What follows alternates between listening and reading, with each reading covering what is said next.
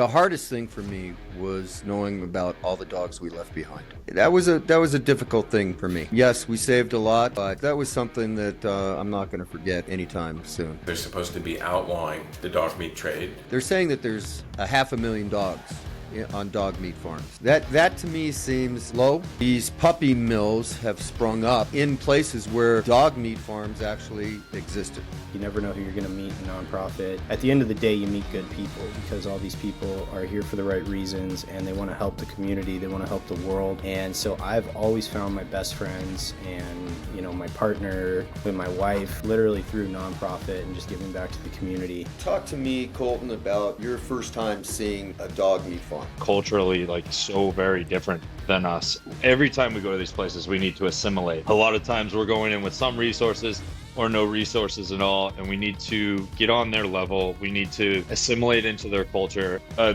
thing with Korea, we had to be very mindful going over there as an American cowboy. That is not their culture. You know, really assimilating and getting in with them was an eye-opening experience. Recognizing that some of those dogs had never even touched the ground before and had only ever known a wire cage. Everybody that's an animal lover that has that dog or that cat or whatever sleeping in the bed with them every night understands that, like, you got more love for animals than people. It's a different world with Southeast Asia, with the dog meat trade. You have to figure out a way to tell the story that people don't want to listen to. People just don't want to see this because it's so sad, it's so horrific. And like, we are trying to get past that to make it a little more palatable, a little more understanding of like the work that we do so that we can tell this story so people listen. Recorded live from our studio in Denver, Colorado, this is the Frontline Tales podcast.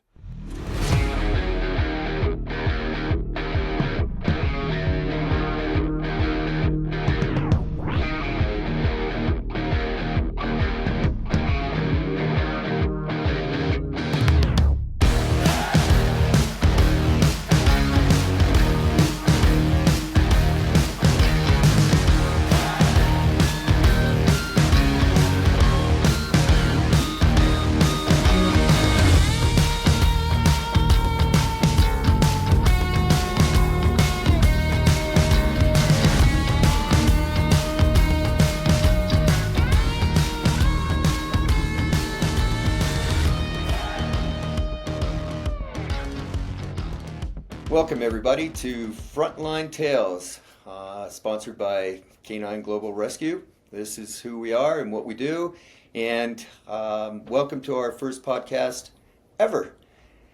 Today, I'd like to introduce everybody on the team and have them speak a little bit about what they do, their experience, and many of you will recognize them from the videos that we've posted.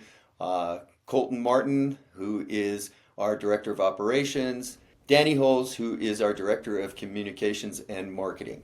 And hopefully joining us later will be Brian Rutter, who is also our staff photographer and has been obviously with us for a long time through Ukraine and into Korea. So welcome everybody, and thank you for tuning in to us. We plan on doing many podcasts showing you what we do on a daily basis, what we should do when we're on the road doing a mission, whether it be in Ukraine or in Korea or anywhere else in the world. So with that, I'd like to introduce Colton Martin and let him tell you a little bit, and you'll all recognize him because you've seen Colton from many of the trips that we've taken into Ukraine, saving animals on the front line. So Colton, how you doing, buddy? Doing good. Thanks, John. Pleasure to be here. It's nice to meet all you guys. Say hello, finally get a face-to-face and introduce ourselves. So I'm originally from Massachusetts, prior service military guy. Spent my one contract in the Army as a medic, got out. Been working in the private sector EMS for quite a bit. Also done armed security and executive protection in Massachusetts and down in Florida. Moved down there for a little bit, and that's where I was when I started my career here with Canine Global Rescue, and just recently moved back up. So started as a volunteer. First trip was in January of 2023. Can't believe it's been that long so far. I volunteered for about 3 or 4 trips before I started to really kind of get the hang of things and find my passion in animal rescue. Spent many years working with people, trying to save and help people, and realized I had a serious passion for animals. Have moved into the director of operations, started leading teams and groups into Ukraine to the front line. We must have done over the last couple of years over thousands of animals, or over 1,000 animals, for sure. Um, Over the last little bit, you guys have seen us transition into South Korea, was a pretty eye-opening trip. It was very impactful. It's a totally different beast than what we deal with in Ukraine. Trying to help those folks, totally different mission set, which was it was a good experience all around. It's tough, but it was great to meet the people there and try to help start to transition their culture as well.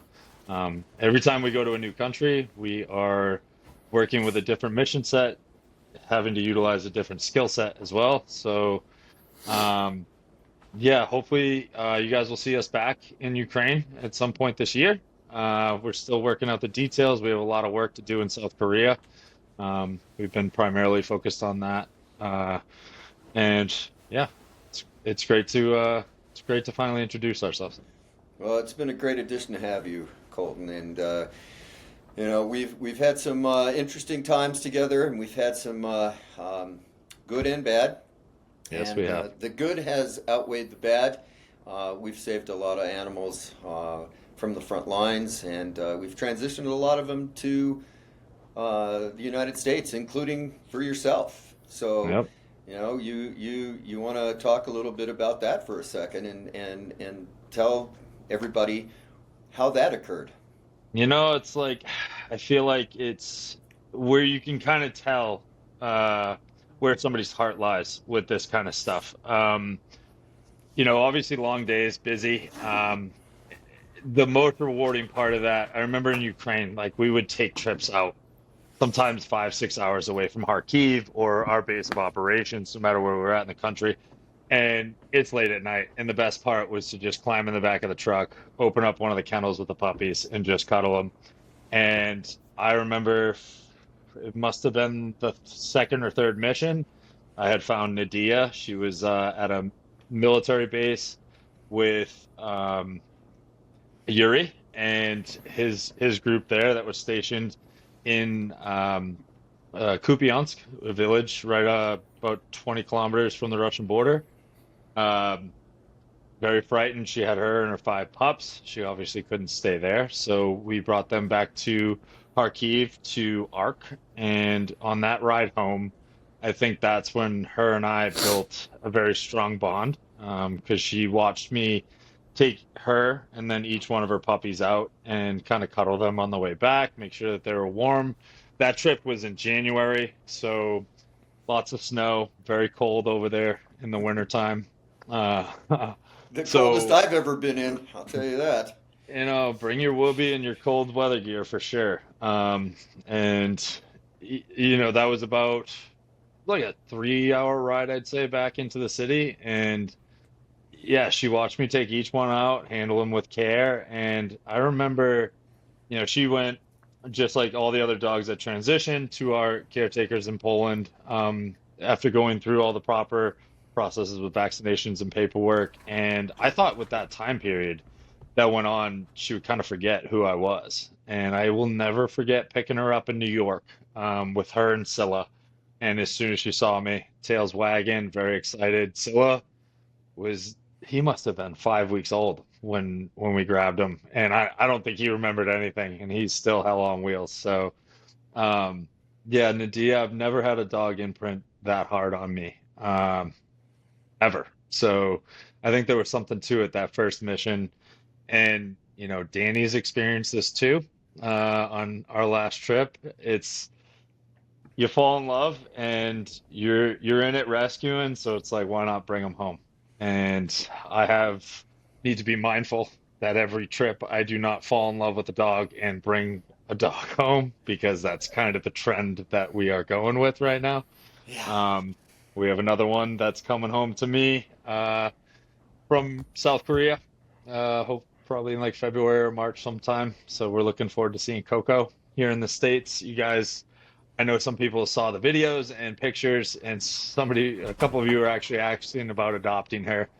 Unfortunately, I'm sorry, but she's coming home with me, but we'll be happy to share photos and the whole experience with you guys, as always. Great. So, mhm.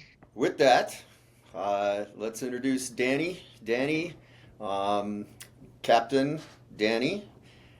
Why don't you talk a little bit about your experiences, your life, and everything else, and what's going on? Yeah, absolutely. Thanks, John, for starting this journey. I'm excited kind of for our podcast, and I think there's a lot of areas we can go with this. You never know what some of these kind of turn into. But yeah, my name's Danny Holtz. I'm from Golden, Colorado originally.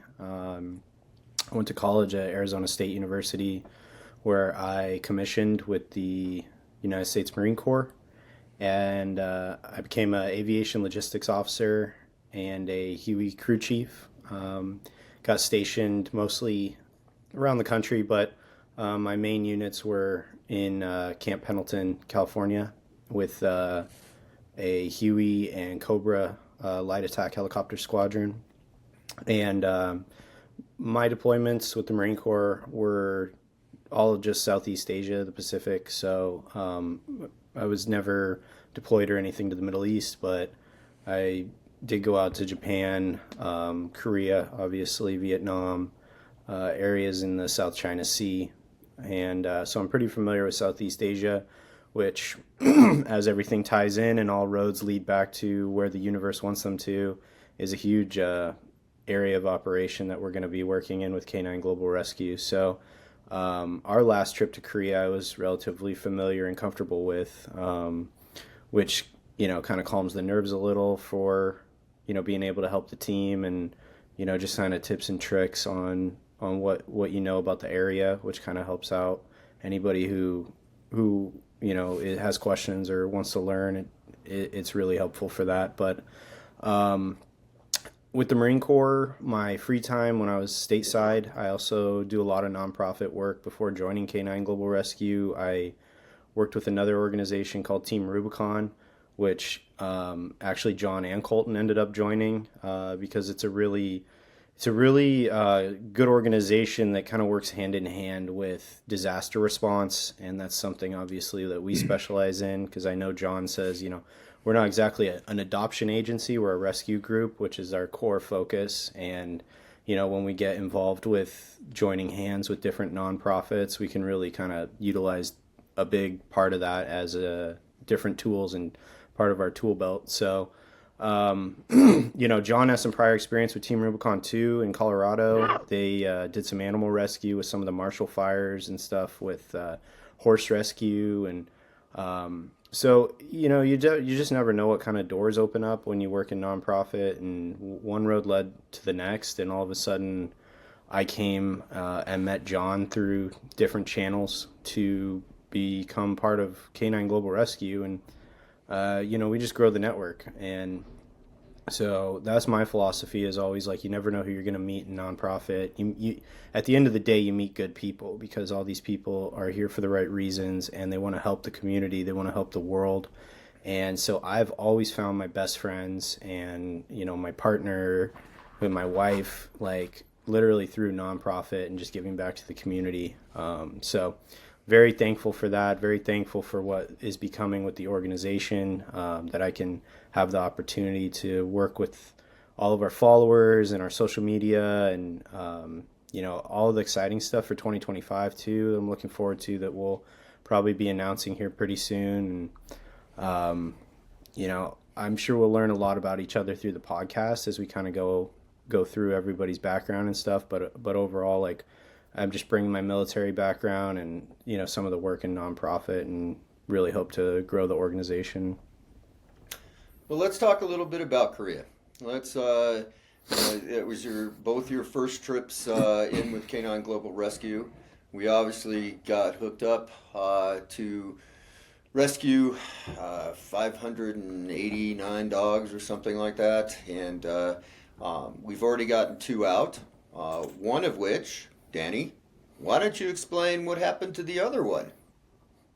Yeah, so like you guys just saw on our social media recently, we did get Dash out, who was a young, excited Jindo, a little white guy, white dog that is a really good boy. And then the other one that we had taken home, which was the first out of the country, was a dog that I decided to adopt in Korea during basically the day of the raid, and called my wife at 3 a.m. her time and basically was like, all right, are we doing this? I know it's a big decision, but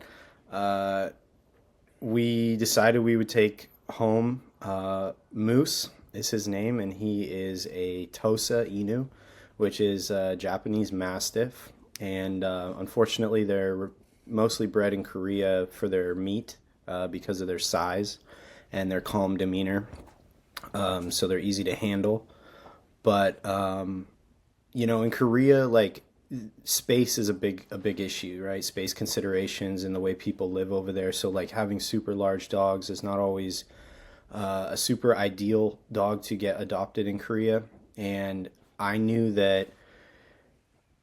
we were ready for a dog, and the family was ready, and there were a lot of just outlying factors that I felt like he was going to have a really tough life if I didn't decide that we could go and take this dog. So like asking my wife, making sure it was good with her, like because it's a big commitment, and we were just like, yeah, like this is a good time in our life, get Moose.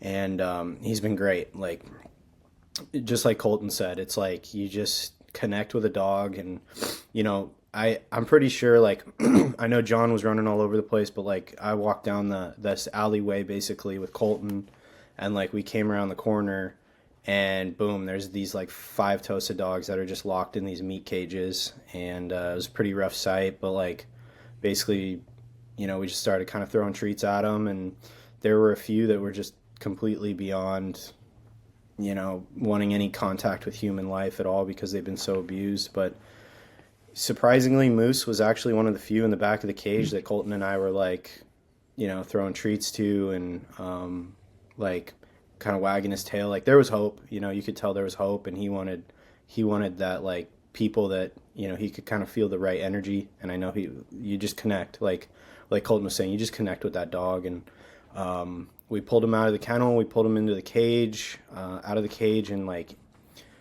he was super gentle, super sweet, pet him, and like you could tell he was scared and been through a lot, but like he was just ready to go to a loving home. And he's been here today is his 1 month anniversary. Actually, we picked him up from LAX 1 month ago today, and it's unbelievable, his growth. I mean, the trash cans, the lawnmowers, everything would just scare the crap out of him. And now like 3 weeks later, he's brave. He'll put himself in front of us if he doesn't see something he likes. And he's super sweet with kids, he's super great with dogs. So you can tell they appreciate the fact that you changed their life.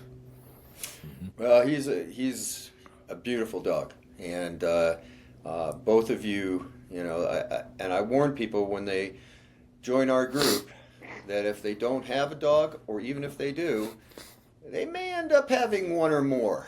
So let's talk little bit about Korea and about the experience of walking into that. And I know that we've posted some of the videos, and we'll be doing more. Talk to me, Colton, about your first time seeing a dog meat farm. What was it like 100%. for you? So, I mean, I'd even back up. Like, there's such a big difference between here in the US than also Ukraine, where obviously I've spent most of my time with the organization, but culturally, like, so very different than us. I remember Danny and John with some great coaching for me, as far as the culture being described as very meek. And every time we go to these places, we need to assimilate.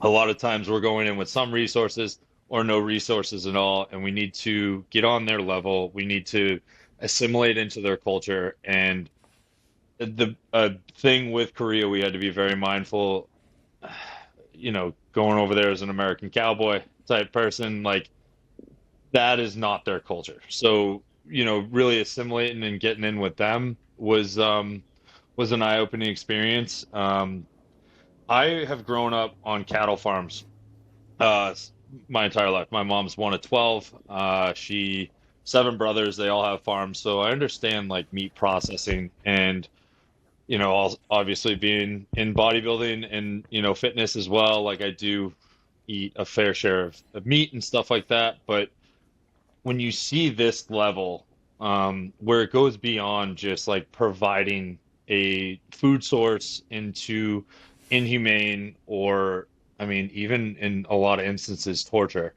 um, it, you can't help but just feel a total shock and awe and a pit in your stomach. Recognizing that some of those dogs had never even touched the ground before and had only ever known a wire cage.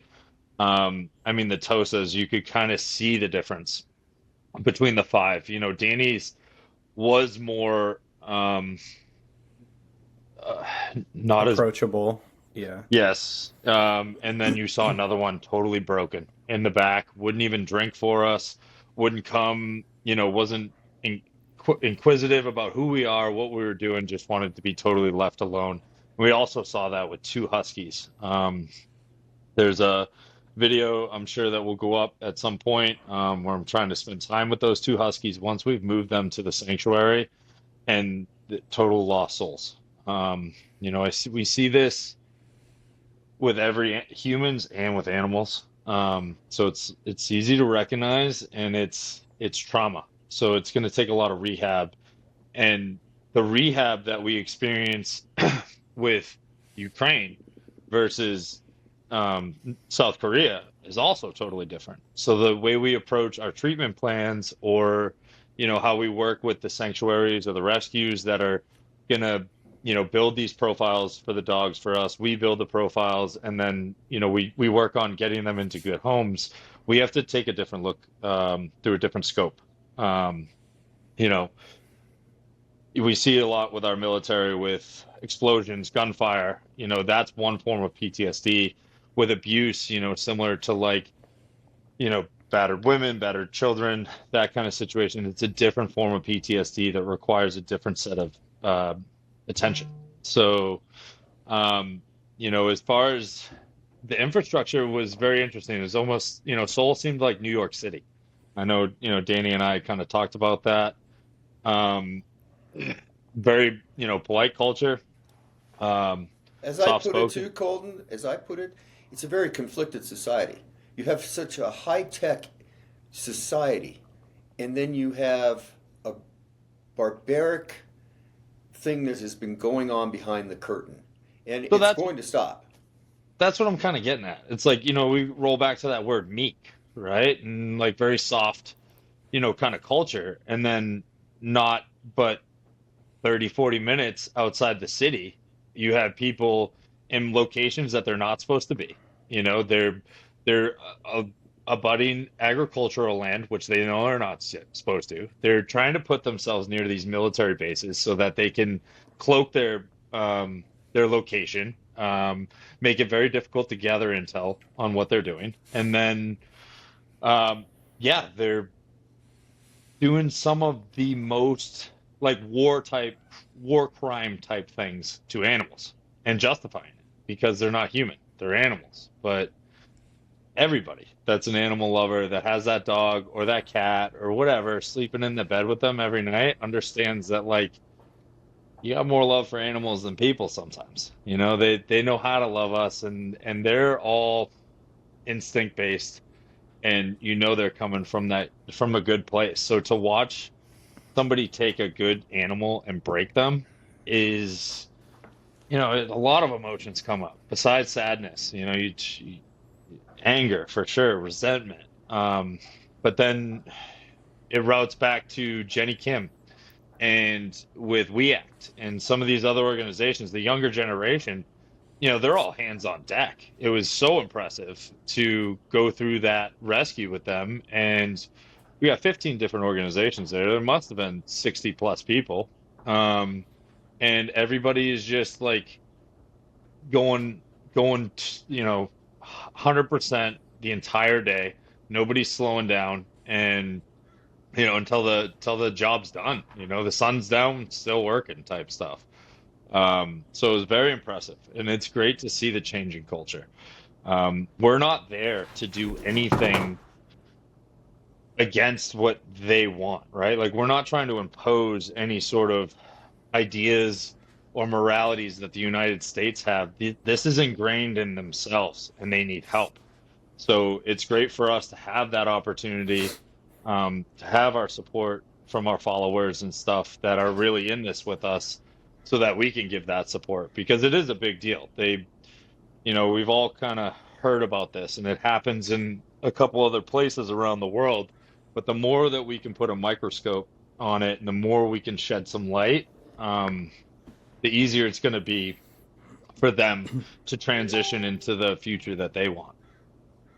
Well, and I gotta tell you, I've seen since I started working in Korea over 20 years ago, there's been a lot of change. And as the older generation is fading, obviously, with the ban coming into effect, dog meat farms will fade away, but they will also hide them, and there will be a black market that we will be involved in trying to disrupt and stop that as well.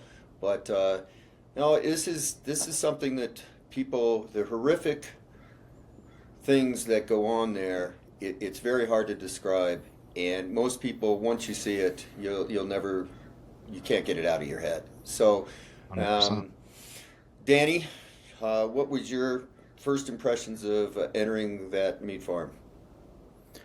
So I honestly couldn't tell you how nervous I was. Like, only based on what thought I was about to see, I think is what I was most nervous about. I wasn't as much nervous about like the conflict or things getting physical if they would have with the farmers, which you just never know, because obviously I'd never been in a situation like that. But I can't even watch like the lion take down the gazelle on Animal Planet. Like, I hate seeing that stuff just in general. So I'm the type of person that just flips the channel or turns it off. And so I was actually kind of really worried about being like extremely disturbed about what I was going to see. And you just go into mission mode. I don't really know how else to explain it other than you're step on deck and then you're overwhelmed with emotion at first because of what you're seeing and like just the horrific conditions that we found these dogs in, and the smell and the barking. It's like really sensory overwhelming, and it was for me. But it's like we just stepped in and got to work. Like, we figured out who needed help and what needed help, and I just tried not to think about it much throughout the day and just get the job done and get the animals where they needed to go. And then by the end, I don't think I've even ever felt a sense of pride like that in my life. Like, not one mission I've done in the Marine Corps, not to take away anything that I've done in the military or anything like that, but just the absolute immediate impact of saving that many souls, that many living beings. It was indescribable. I mean, it locked my fire and my passion for this work that we're doing. It locked it right in, right there that day. And I am facing a lot of difficulty too on the social media side, and I know Colton had been running the social media for a while with Ukraine and stuff like that, and it's a different world with Southeast Asia with the dog meat trade. Because you have to figure out a way to tell the story that people don't want to listen to. This is a really, in a way, graphic topic, that's not like super heartwarming until you get to the end of the story, and then hopefully it is a heartwarming tale. But your first hurdle that you encounter when you work with followers and you work with like videos and documentaries is like, people just don't want to see this because it's so sad. It's so horrific. And like, we are trying to get past that to make it a little more palatable, a little more understanding of like the work that we do, so that we can tell this story so people listen. Because if it gets too graphic or too like you know, uncomfortable right off the rip, people are just gonna turn off their computer, turn off their TV. They're not gonna Right. listen or you want to know a lot about this. Well, and it's I don't know. in a lot of cases we, it goes back to that old saying that it's something that you don't want to watch, but you need to. And Yeah. so when we post stuff, and again, we've done this from Ukraine as well, we're very cautious on how graphic we get with things that we're actually seeing as a team. But again, Korea, we do want to open it up a little bit, and people will have their choice of watching or not. But it's something that you may not want to watch. You know it's going on, but at the same time, you need to. You need to understand what's going on. And for everybody who's out there who's saying, "Well, I can't watch any of it. I can't watch any of it." That's fine, except that there's a need that you should see some of it so that you are educated, so that you can speak about it, so that you can inform others about what's going on and raise awareness of this, because that's what we're trying to do on a worldwide basis. Our mission has always been to raise awareness of the dog meat trade and how horrific it is and how to stop it. So I that's think that's honestly, like the dog war, Andy did a beautiful job with that. As we're discussing a very difficult topic, and I think it's right on that, almost like The Sound of Freedom, right? Also another difficult topic documentary, and Andy knocked it out of the park with showing you exactly what you need to see and create that. Um, but it's not something that is unmanageable to watch, even for, say, a young adult or, type thing. So hopefully, our viewers our followers get a chance to check that out. We definitely implore you to kind of start there, and we'll obviously be releasing the content continuously from what we've just done and what we do in the future. But yeah, it's very, very kind of in your face. Yeah, and Dog War, Andy, he's going to be up next, but he's obviously looking for a distribution channel right now, and he's got a couple of different offers. It will be made public pretty soon, so Dog War will be somewhere streaming soon. We just don't know when, and after we speak, I'm going to have a conversation with Andy, and we'll get an update on that. But again, he's like telling people the same thing. It's something you don't want to watch, but you have to watch in order to understand everything. So, well, we've got a lot of work to do. We've got a lot of work to do. We've got dogs. We've got 20 some odd dogs that we're still going to try to get to the U.S. We've got a mission planned for middle of February, hopefully, and maybe we can be bringing back a certain dog for Colton at that time. I'm hoping. Coco. We're gonna see how this works, but in January we're gonna go back and we're gonna.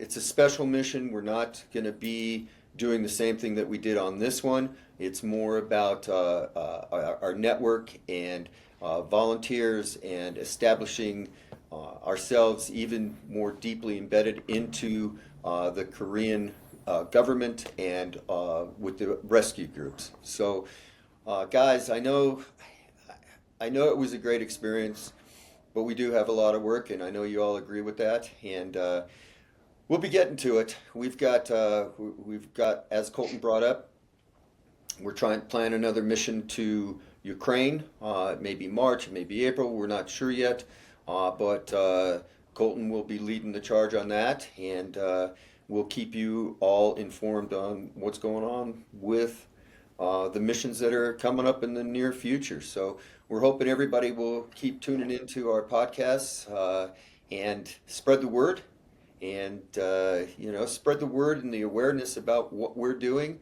and what needs to be done.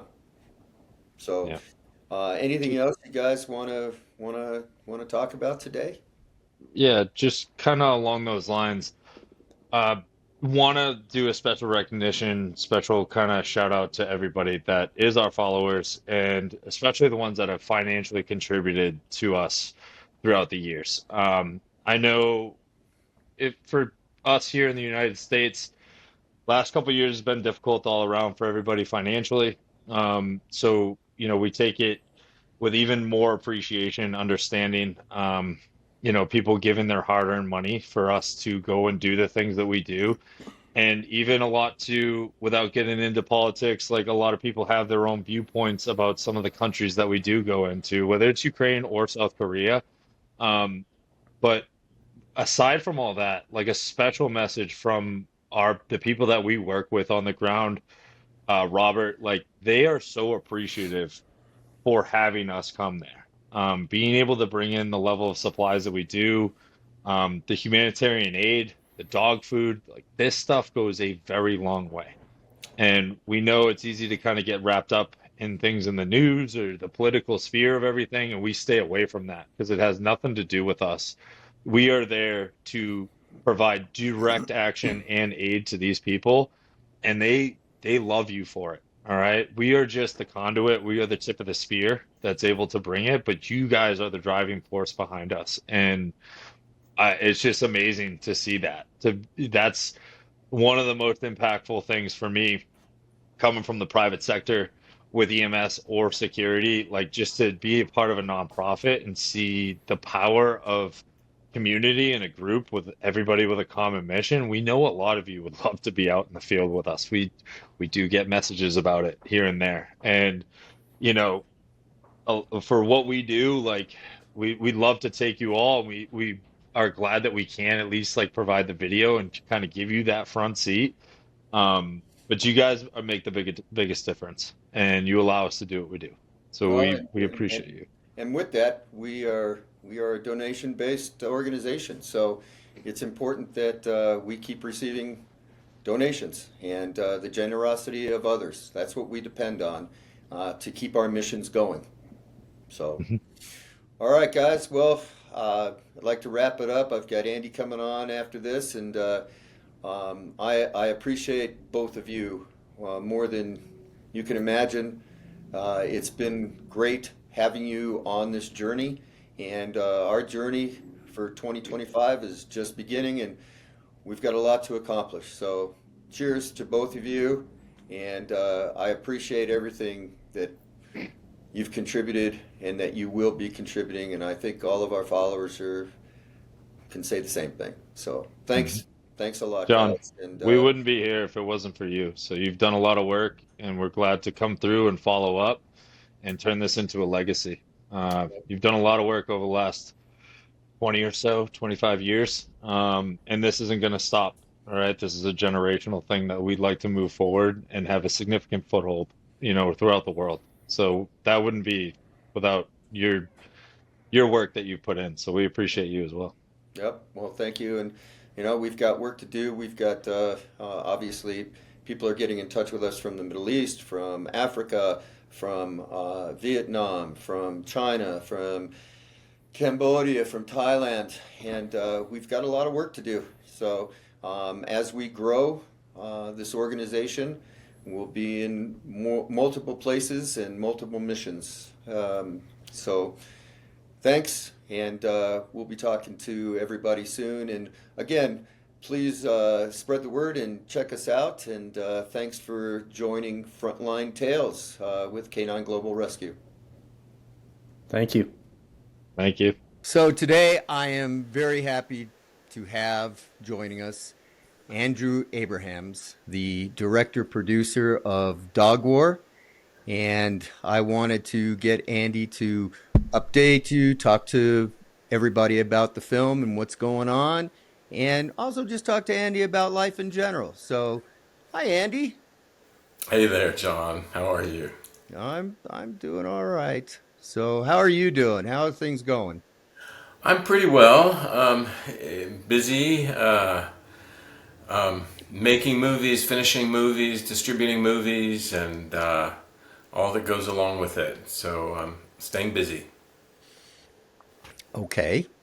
Can you have any updates or talk a little bit about Dog War and anything on the horizon that might be happening or might not be happening? Who knows? But Yeah, so people might know that we had our world premiere at the Rain Dance Film Festival in June.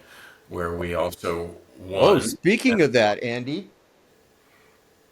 I need to put this on for you. Are you ready?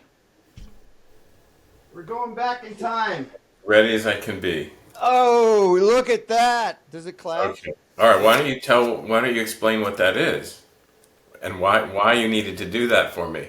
Well, because this was the coat that I wore at the premiere in London of Dog War. And I found it a very special thing to wear because there's dog print all over it, all the paws. And so I figured I'd just bring back a little memory for you, how I looked. So I was just, I just fit in on the red carpet so well. You couldn't be missed. So, yes, as I was saying, with your illustrious presence and your illustrious jacket, we won the Spirit of Rain Dance Award, which honors the film that best represents the independent spirit.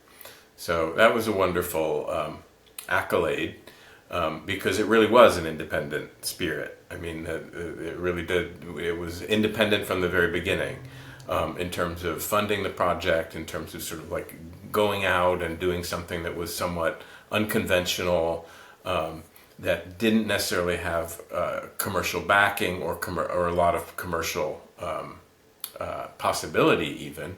And that we went deep into the project in a way that most films don't. So, and on a relatively low budget as well. So it was nice to be recognized for that. After that, we had our U.S. premiere at the Chelsea Film Festival in New York last month, or in October, I guess.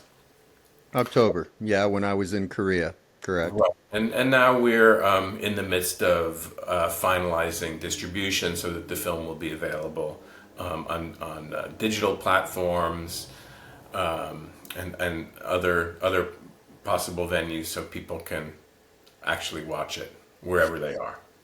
So we had a great time in London. Um, I thoroughly enjoyed being with you and everyone else, and with Lynn and Janet, and had a great time. And I didn't know what to expect. I've never been on a orange carpet before, but my coat did match, by the way.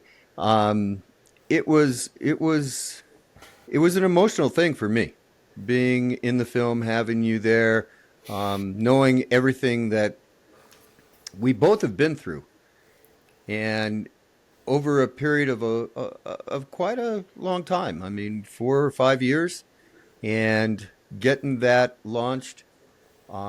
Rain Dance was great. Elliott Grove was wonderful. Everybody there were wonderful to us, and I have to tell you, it doesn't look low budget. It doesn't sound low budget. It it it's one of the best documentary films I've ever viewed in my life. And I'm not just And saying you're it. not biased. I'm listen. I watch a lot of them, Hmm. but um, even if I wasn't the uh, Protagonist. the protagonist, yeah, Yeah. I love that word, protagonist in the film, And antagonist at the same time. I could have been a little You were my antagonizing. antagonist, but you were the protagonist in the film. Thank you. I appreciate that. Um, it really was an emotional thing for me to finally see it up on the screen. But the and I think I talked about this in our Q&A there. The hardest thing for me was knowing about all the dogs we left behind, and that was a difficult thing for me. Yes, we saved a lot, but that was something that I'm not going to forget anytime soon. So going back to Korea was very rewarding this trip. We've already got one dog out. We'll have another one coming soon. We were responsible for 25 of 96 that are on the sanctuary. And it just being back in Korea brought back all the memories. And why we went there to begin with. So let me ask you, so how have things changed? I mean, you went back, this is the first time you've been back, I guess, since COVID, Correct. and probably pretty much since we were there together. So I'm curious what's changed. I mean, certainly the legal landscape is changing because they're supposed to be outlawing the trade, the dog meat trade. But what did you see? What is changing? Or what has changed? I think there's a general change in the attitude, number one. There were a couple things I was always worried about, if dog meat got banned, when it would get banned, what would happen, the process of leading up to the ban. What I saw in Korea is a morphing. A morphing of, okay, we're not going to be in the dog meat business for too much longer, but we can start puppy mills, and we can now call ourselves a puppy mill instead of a dog meat farm. And maybe, every now and then we'll just sell a dog for dog meat to somebody. And I really, closing the dog meat puppy mill farm that we did with the 600 dogs, it was very obvious what was going on. What's a puppy mill? Puppy mill is a breeding ground where they raise puppies to sell to pet stores. They're disguising themselves very well in that regard because they know that the dog meat trade's coming to an end, and at the same time they want to be able to make money, but they also want to keep the dog meat trade alive in a black market. And by doing that and calling themselves a puppy mill and trying to get a license to be an official puppy mill, because they have to have a license to be a puppy mill in Korea, but they also have to maintain standards. They have to maintain sanitary standards. They have to maintain all these things. And yeah, do they sell to the public or to puppy pet stores? Yes, they do. But the farm that we were at had no intention of ever selling it, even though he called it a puppy mill. Yeah. Okay. So I mean, if I mean, on one hand, it doesn't quite compute because the number of dogs that were bred and eventually slaughtered for the dog meat trade, numbers in the millions. And there's no way that there's that same demand for puppies. So, No, it's you're absolutely correct. So what we saw too is meat restaurants, dog meat restaurants closing. For a matter of fact, we had a meeting in one place, and across the street there used to be a very famous dog meat restaurant, and that place has closed. The problem that they're saying, and I'm not exactly sure I believe all the numbers. They're saying that there's 500,000 dogs on dog meat farms. That to me seems low. At the same time, these puppy mills have sprung up in places where dog meat farms actually existed. So they've just taken their business and tried to transform it into something else. The problem is, if there's 500,000 dogs or if there's 2 million dogs, nobody really knows. What's going to happen between now and when the ban takes effect, January 2027? That's the question that the government is having a hard time answering. There are very, very large dog meat farms, larger than I've ever seen, because they feel that by breeding more and having more dogs, like on a 5,000 dog meat farm, that the government is going to compensate them more for how many dogs they have. so they're trying to stock up as quickly Correct. and as soon as possible. Correct. And some of those dogs are coming from other dog meat farms that are being bought out or that are merging. And we saw for ourselves a dog meat farm with 5,000 dogs. And it's It's 2 football fields long with 6 rows of crates, and apparently this place supplies 30,000 dogs a month to the trade. That's the estimates that our partners got when we were there.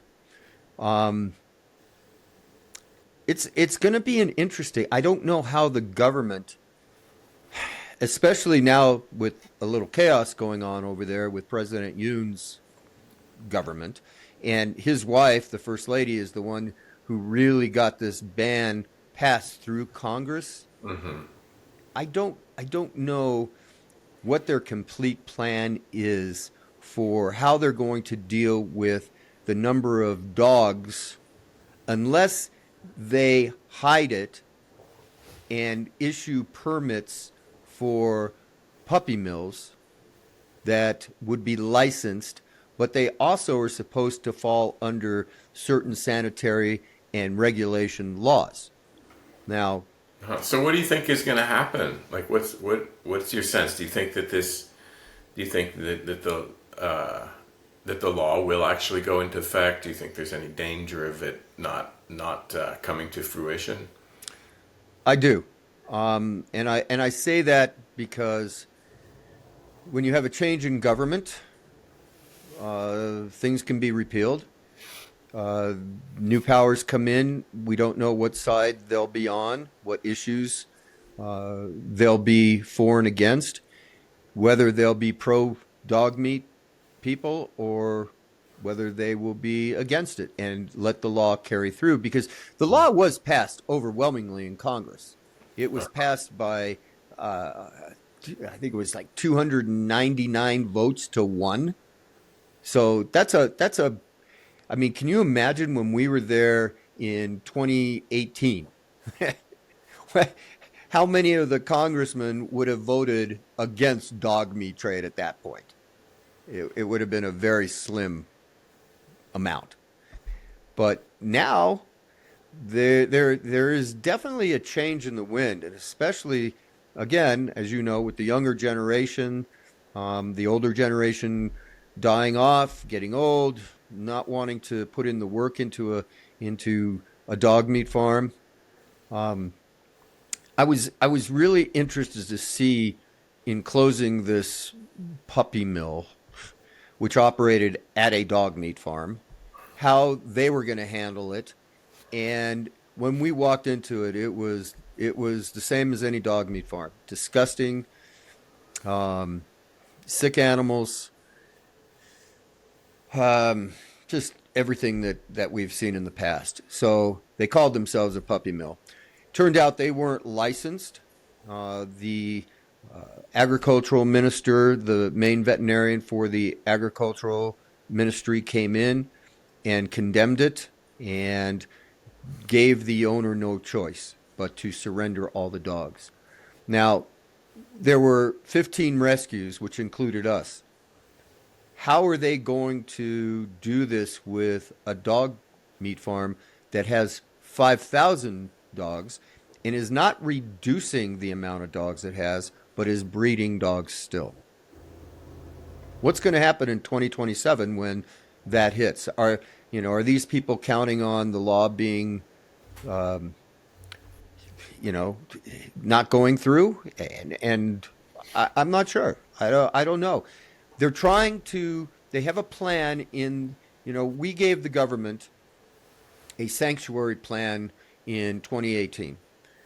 They're kind of following that plan where they've taken dog meat farms, 5 of them at this point, and turned them into dog sanctuaries. The problem is that that it's volunteers who go in and try to clean up what's there and then build new enclosures for the dogs and try to manage that. It's not going well because they're not well funded. The government is supposed to be funding them. And this was a trial plan to see how they could do this all over the country. And eventually the dogs would die off. Mm-hmm. That was their plan. Mm-hmm. So I have another question for you. When we started this, there was a lot of action on social media around this issue. It was, I mean, I would go places. I remember when actually went out to Denver to film you the first time, and at the hotel, the waitress that was in the restaurant actually knew of Nami Kim. She knew about what Nami Kim was doing. Nami Kim is was one of the animal or dog rescuers in South Korea. Mm-hmm. So it was just like it was everywhere, and it almost feels like this issue has kind of like passed. Like it's like now people are on to the next thing, whatever that is. Do you think that that's true, or I think that just passed by? social media has tailed off, but I think that there's more activist groups now than there ever were, and I think that there are. Um, that- I don't know that it's kind of subsided that much because now they're, this rescue, we were actually the only foreign group invited to go into this rescue. The one thing that they wanted to make sure, because apparently we have a reputation that precedes us, and they wanted to make sure that we didn't do anything illegal, that we followed all the laws, because when we followed every law there was, Andrew.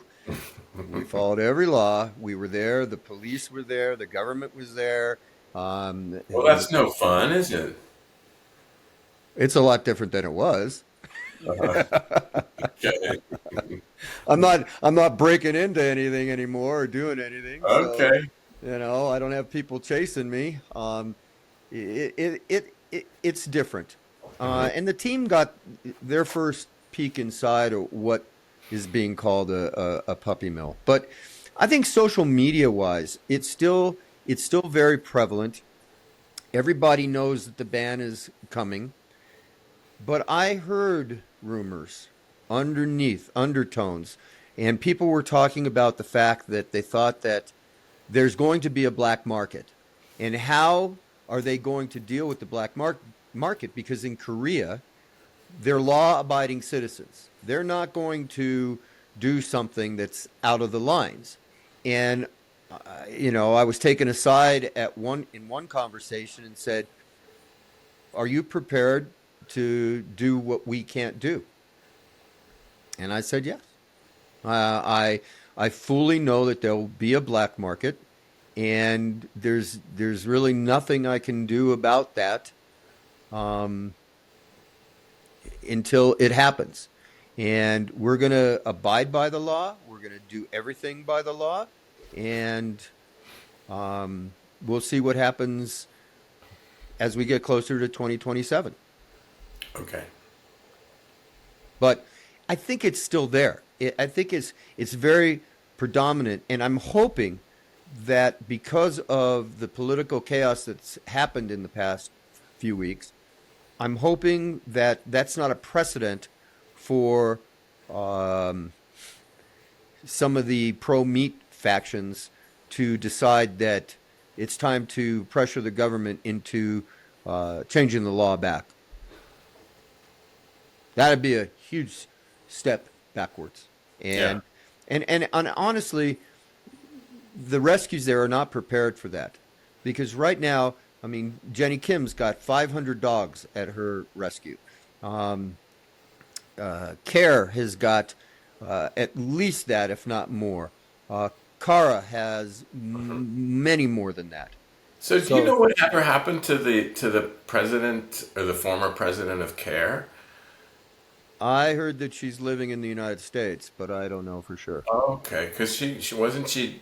I thought she was even jailed, right? She was jailed for a period of time. I don't know exactly what happened with that. It was kept pretty hush hush. But yes. And the issue was that CARE she had ordered the euthanizing of many of the dogs under CARE's care.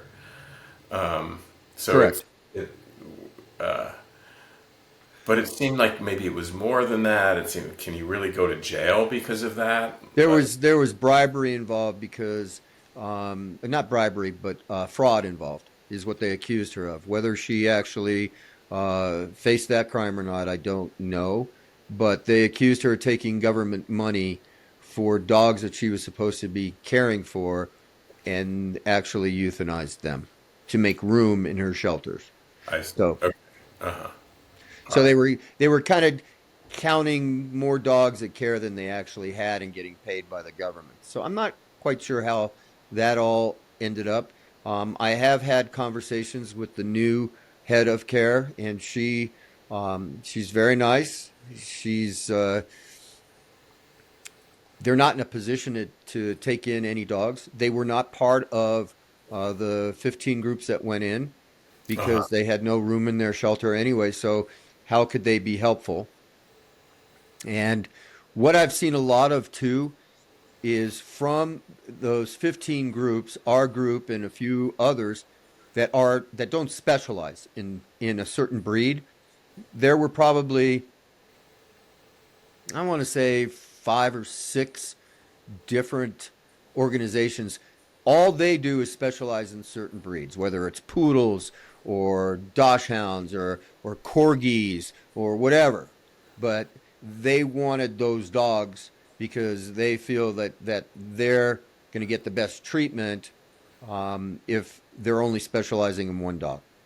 That was their philosophy, and I asked why they thought that, and they thought that they didn't want to take on Tosas, they didn't want to take on Jindo, they didn't want to take on Huskies, Malamutes, any of the big breeds. They really didn't want to deal with. So it was interesting to see the dynamics. Could you imagine a few years ago they would have taken every dog? It wouldn't have mattered. But now they're very specialized in what they choose to take. Okay. Yeah. So I think the black market is going to spring up pretty quickly. I think it's already happening. I think that there'll be a network of it. And I have to tell you, and we've discussed this on the side. I've never made any comments before about it, but I believe that organized crime is part of the 5,000 dog meat farms. I believe it because they have to have funding someplace. And they're not getting it, even if they're selling 30,000 dogs a month out of 5,000, or 30, I'm sorry, 30,000 a year, not a month. If they're selling 30,000 dogs a year, it takes a lot of money, and to keep a 5,000 dog meat farm operating. And I believe there's outside influence that is helping, and that will in itself create a black market. So Okay. Well, I guess it's not too surprising. no, and I saw the black market spring up in Thailand, and I saw Vietnam is about to change some laws, and I think that there'll be very good laws that will change.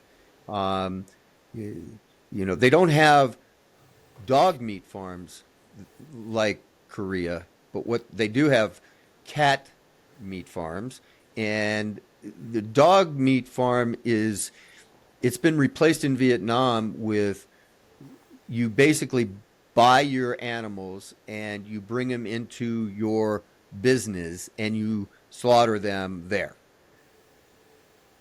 So, but there's no farms set up. The dogs are being stolen as pets. They're being brought in from Cambodia, street dogs that were picked up in Thailand and transported through Cambodia to Vietnam. That they're already aware in Vietnam that there's going to be a black market. Taiwan, the same thing. There is a black market, but there's not a big dog black market. Um, but there will be in Korea. I can foresee that for sure at this point. Okay. Do you have any questions for me? Because I have to go in like 10 minutes. I know you do. So no, I just wanted to have you on and let everybody get an update of what's going on. And, I like talking to you, Andy. You do a lot of talking to me, John.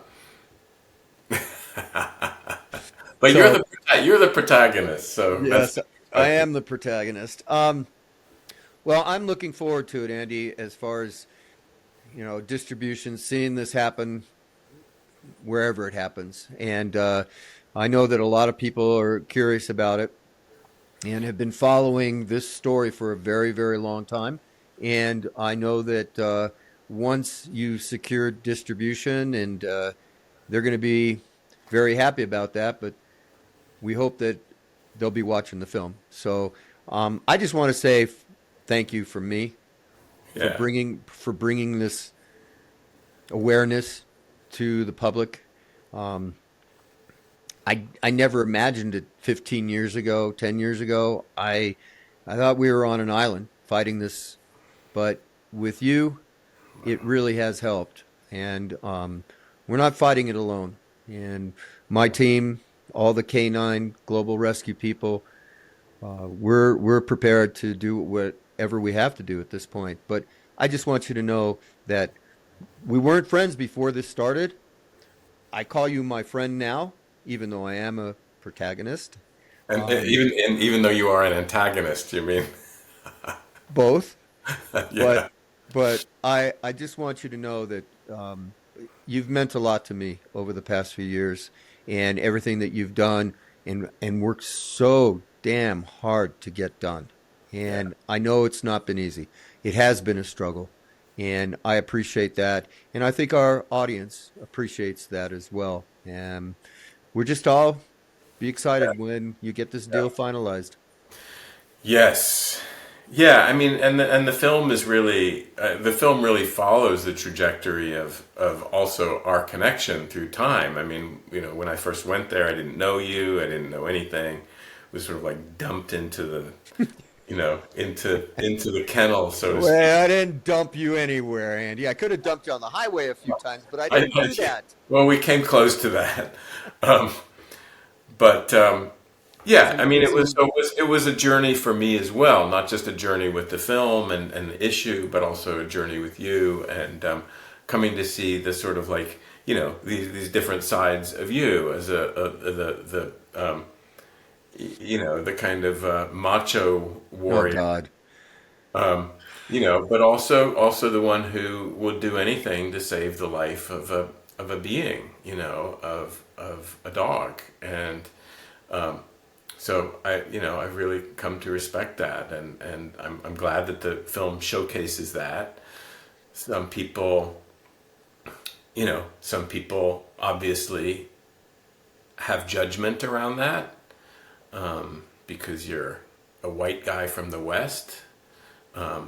I'm not So trying to change any cultures. And see, that's the thing well, is that well let me just finish that. What I was saying is like they sort of like impute these ideas of white saviorism and cultural imperialism onto this issue, and and I like that just how steadfast you are, despite those questions, which they're reasonable questions. People can talk them out.